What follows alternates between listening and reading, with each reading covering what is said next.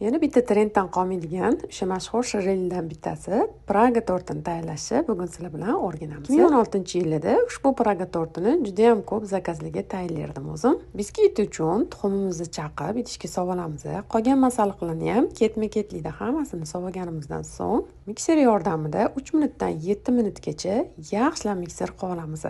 Xuddi videoda ko'rsatilgan kabi massa bo'lishi kerak. Mikser qilganimizdan so'ng endi navbat eritilgan sariyog' solishga. Sariyog'imizni solganimizdan keyin lopata yordamida aralashtirib olamiz. 22 diametrli qolipga biskvitimiz massasini solib, qizgan duxovkada pishirib olamiz va reshotkani ustiga to'mparib qo'yib sovutib olamiz. Krem uchun ko'rsatilgan masalliqlarni ham ketma-ketlikda solib mikser qilib olamiz.